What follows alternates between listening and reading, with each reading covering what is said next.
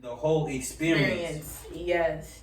Yeah. And sometimes you need the whole experience to understand if this is even a situation you shouldn't be putting yourself in. So let me say this now. So when you were doing that, how did it affect you? How did that affect you? It came at a price. It was the most toxic relationship I ever been in. Like, I was getting free weed, but I was fighting every single day. Like, you know what I'm saying? Right. Like, he kind of had his own place. He was running around doing all the shit, but we got pulled over, almost went to jail. Like, it comes with, like, you know what I'm saying? It comes with a price. So that's the thing. Like, you want to manipulate for good reasons and not bad reasons. Exactly. Manipulate somebody and telling you some type of knowledge. Like, for now on, like, you know, like, now that I've grown out of those situations, I look at people like, what can you teach me that I can't teach myself? Right. And if you can't teach me anything, then you're not. But would you even consider that manipulation? It's really just using the tools around you. Yeah. Using the tools, yeah. Would that, like, that would be wisdom, though, because wisdom is the ability to see the interrelations between all things. So now you seeing where somebody can help you add on or give you some type of knowledge. Wisdom also the manifestation of knowledge. You see what I'm saying? So now you connecting the dots. Like, this person says something, but I'm wise enough to know that he has some form of knowledge that I can add on to my side. right. You see what I'm saying? But in the same instance, then you could be like, you're manipulating your friends. But in it's the same breath. Yeah, but it's not really more like manipulation because it's like you're not doing it out of You're not doing it out of spite. That or malice. Like you're not doing it it's in like, a bad way. Manipulation can be like, I'm getting something from you, but you're not getting nothing from me. We not dealing in equality. Right. You see what I'm saying? So it's a higher state. But yo, let's get on to this soul. Yo, this shit. Yeah. But it's cool. Like, because this is all going to the end. Like, you know, it was like the body and then the mind, but now we're touching the soul. Like it's just more. Because you had said something and I was trying to keep this thought inside my head, but I kind of forgot. But it went with exactly with the soul, and I didn't want to segue too early because I was catching the time. Nah, she said something, but I was just like, you know what? I'm gonna just wait. But then we started, talking some good stuff. But so the last degree of love will be the soul. So the soul is that's like that's self, like it's everything, like, but it's one thing at the same time. So you dealing with the core essence of somebody's being. You see what I'm saying? Consciousness manifested in the physical form. So it's past the mind, it's past the body. You're talking about the soul. That's the truest love you can have, is you love a person for that person. Not for what they can do for you, not for how they look, not for the way they mind operate. You love them for their core essence and existence. Take them with the good and the bad, the trauma, what I'm trying to say, the prosperity, all of that. But you still have to find that balance within all of that, because I can take all of that, but can I really withstand all of that? Like say you act in a certain way, and it's like you just all the way up here, and I'm just like, why are you so up here? Like let's find this groove to where we can, where it's manageable for the both of us. Yeah, I'm taking this from you, like in the sense that I'm taking the good and like the bad, but it doesn't have to be OD. Let's say that. But then that means that you ain't centering within yourself.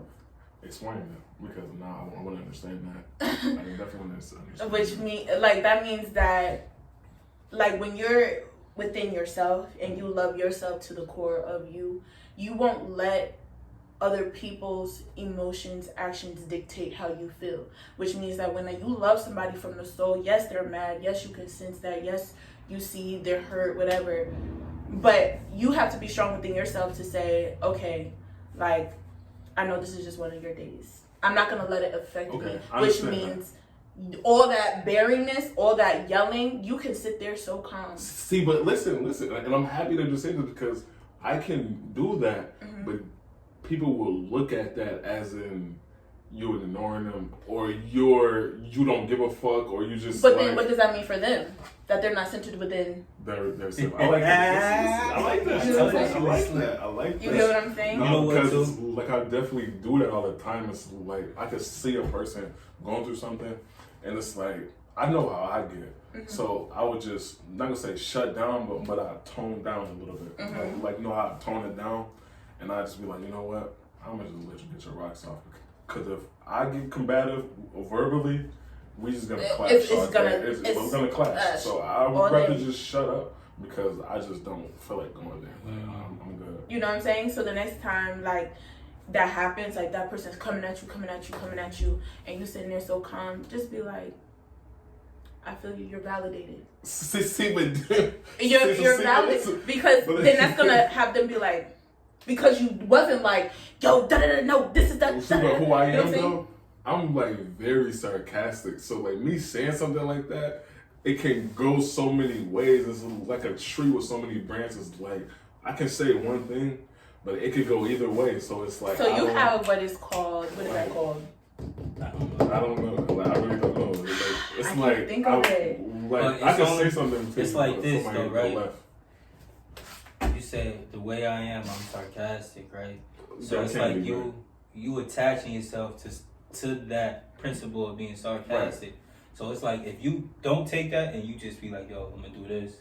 Yeah, you're right. You're absolutely right. You see what I'm saying? Because you open minded. I can say that genuinely. You see what I'm saying? I could be genuinely and actually. Then you can change like, that. Genuine and actually saying that, but to a person's perception of me and who they see me as. They can take my words and say like, yo, you being that, but me genuinely, I wouldn't be doing that. Like, I would just be. So that means that person doesn't understand your type of love language. My love language now. Yo, can I just ask y'all a quick question? This is a complete sidebar, but I gotta ask y'all this question. Sure. Which one do you feel like is harder to change? Your perception on yourself or others' perception about you? That's a great question. That's a great question. It got me for a loop. I think change it within yourself. I agree because you can do certain things that could change a person's perception of you. Yeah. But you gotta change. You gotta change yourself before. Like the persona. You have to. The persona. Just like with anything when you manifest, right? You have to believe it deeply within yourself before the world can see it. You get what I'm saying? So just like, like anything, it's gonna be easy. Like I could be like, okay, I could be a B today, right. But then tomorrow y'all see me and I'm like, hey, what's up? How you doing? Like, you know what I'm saying? You're gonna be like, yo, like this chick is crazy because she was bugging, but she back. You know what I'm saying? Right. Whereas still deep down inside, that's why you have those people. That's why they say like, yo, make sure you always check on your people, because those same people that's smiling in your face, that's laughing, be the same depressed people on the inside. You get what I'm saying? Look at Robin Williams. Definitely. You get what I'm saying? Yeah. Basically, like a lot of comedians though go through that, but they channel that through jokes. But so, you know what though? I used to do that in high school all the time. I think even to this day, like with like little Amari at the job, every time I was around her, I was real goofy. You see what I'm saying? And it was almost like a service to her because I could tell she was going through a lot of things. So it's like when you laughing, you don't think about all the traumatic experiences you go through. And I used to do that in high school too. I was the cows count. But it could have been because I didn't get no attention at home. Right. But I think it was a balance between not getting attention at home, but also wanting to serve people, like heal people, like for that time, you know what I'm saying, for that time being. But if you notice, a lot of people tend to laugh at trauma more than they laugh at like. And this is so crazy because I just was saying like I don't like going to funerals because I would catch myself laughing, not at the no. Just like a nervous, as a nervous tactic. Yeah, it's just like. I'm not laughing because the person is dead, but I'm laughing because I don't know how to channel that emotion to like something else. I just somebody be like, and that's very true. My man just got shot. You get what? Yo, you ever seen that Breakfast Club interview? I think it was Donnell something. He was like, he said, I wrote this book because my father just died. These niggas What the fuck is funny? Right, that shit is crazy. No, for real, like, and it's crazy, and you know, kind of to go out of the spectrum a little bit. I really think that's a New York thing, because I travel a lot, right? And I would go down south and stuff like that, and they're more like laid back, chill down there, like, you know what I'm saying? Whereas up here we grinders, like you gotta get it to fit in type shit, like, you know what I'm saying? And it's just like a kind of almost like a wall that we do, you know what I'm saying? When we build it up, like, that's why we laugh. Like, my best friend before she moved to Vegas, like, we legit used to sit in my car, smoke, and fucking laugh at the fact that, like, my mother beat my ass for some shit that I did. Like, you know what I'm saying? Whereas in the normal mind, somebody would be like, oh my God, you really beat me. Like, you know what I'm saying? Like, oh my God. Like, I think it's a black thing, though. I think it's a black thing? Because all the trauma that black people have went through, that's how we express it. Like, we laugh that shit up. Through comedy, like. Yeah. Well, it's like, I wouldn't even categorize it as just black. It's like, truthfully, it could be anybody. Yeah, nah, I get what you're saying, because, like, you know plenty of black people that does the same thing. So you comedy just, and all that shit. Like, you will put it there, but, like, 9 times out of 10, I guarantee you it's some Hispanics that's going through the same thing you're going through. That's true, too. That's true, too. We're going through, so it's really a people thing. It's like it's a universal thing, right? It's a fact. I see that term. But it's gritty out here, you know what I'm saying? So it's like, if you sulk all the time in your trauma and all of that, you're gonna be sulking for the rest of your life. You know what I'm saying? Even with bringing it back to love, like, you gonna go through some shit, and if you don't, something is wrong. You know what I'm saying? They say. But it's like, if you don't know how to pick yourself up from that, you're gonna be in that void. You're gonna be empty. You're gonna, for a long time, you're not gonna know how to love again. You're gonna have all these walls up. You're gonna be cold. You're gonna be moving like a zombie. Like nothing. You're gonna be empty. I was there. Trying to feel things like sex, food, all of that with love. Yo, and what's so crazy, I swear, yo, I'm so happy that you just said the sex aspect. Like, I think I was like 21 to like 24. No matter of fact, 19 to 24. I was just like feeling like that void with sex, because that's the only feeling that I had. So it's like, okay, I'm having sex, and I could feel mad emotions, and I'm just like in tune with this shit. Like, I'm just like, oh, I like how this feels. So as soon as I'm done, it's just like a going switch. back. But you know what? Switch. You know what, too? I feel like that plays a part in the man, like, with the egotistical thing, like. But you know what? I'm starting to see this is with women too. I was gonna say, it definitely is. I went through that experience from like 19 to 21, and then when me and my ex broke up, I tried to redo the pattern because that's all I knew. I remember I used to call you like, bro, yeah, I just got some pussy, bro. I don't even know why I got some pussy. Like, I could have just kept this. Like, you see what I'm saying? Right. It didn't fulfill me the same type of way it did when I was younger. Because when I was younger, it used to stroke my ego for a little bit. Yeah. And then it used to be like, yeah, it would bring me that feeling too. Right. You see what I'm saying? Same thing, like with me. Like, I think it's just that age group. Like, 19 to like 20, like actually 19 to 22. Like, I was out here wilding. And it was because it was like, I was filling the void because I was violated. You get what I'm saying? Right. So it was like, I was trying to, that was my way of seeking help.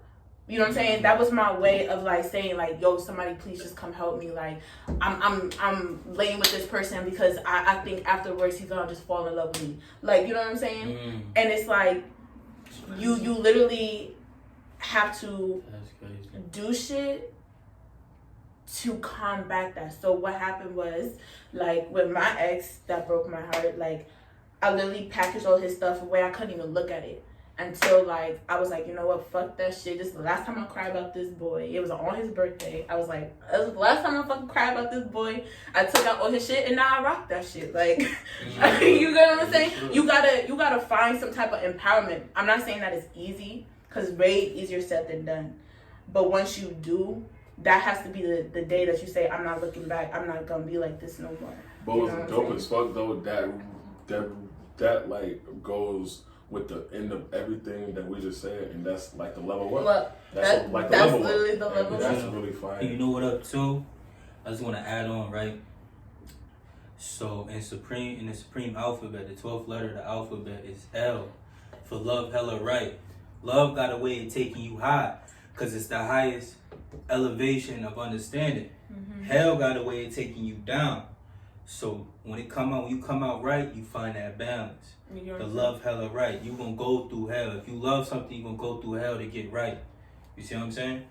And to you going? Okay. Go ahead. Oh, hold on. Let me just add this too. Okay, go ahead. So even if you think of right? You think of right. You think of a right angle. You're talking about 90 degrees. You see what I'm saying? 9-0. So that's born cipher. So what's gonna happen is once you go through this process of these relationships, because people always want to try to fill that void and find Mr. Right after, instead of putting in the work, self-improvement, you got to go through that process, and that's going to born out a new person into the cycle. That's going to bring a new chapter in your life. So now you're a different person. You done elevated to become a different person. You see what I'm saying? So you can find the person that you want. It's different levels of understanding. It's different levels of awareness. So this person, your first relationship could have you on level 1. Right? The second relationship could bring you to level 2 if you took that time to heal from level 1. But if you didn't take that time and you just constantly kept going into that karmic cycle, you're gonna stay at level 1. You're gonna attract the same type of people. But you constantly gotta deal with self and grow with self, and then that's how you evolve up until your highest level. Like breaking those cycles. So it's funny because I'm gonna kind of go backtrack a little bit. When you brought up hell is within yourself. I mean, I could get deep with it, but I'm gonna just keep it like this. So hell is within you. Hell is within yourself. So a lot of people say, like, you know, hell, when you go on to the next life, that you will be gifted with hell or heaven, and it's not true. This life, this simulation, is your hell.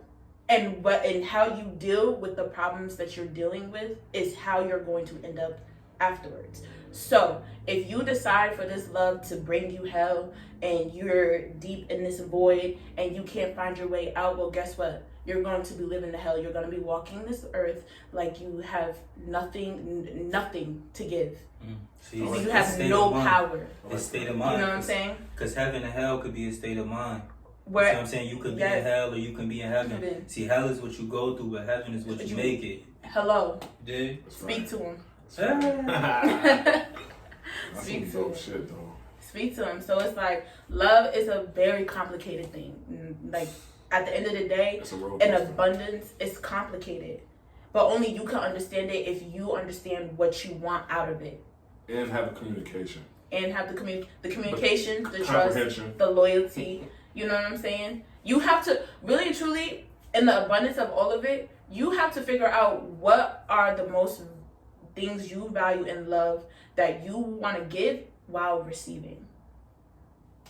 And if that person is not where it should be, just how everybody else want to be like, I'm at this level, we up here, you're down here. You need to be on every level, emotional, physical, mental, all that. You can't be like, you want a sugar daddy rich boyfriend, but your bank account negative as hell. You ain't never even have it. Shout out to my boy Kevin. You know what I'm saying? You ain't never seen $1,000 into the stimmy. Like, right. Make it make sense. You know what I'm saying? How do you want something that you never even have? Right. Word. Shout out to my boy Kevin Samuels.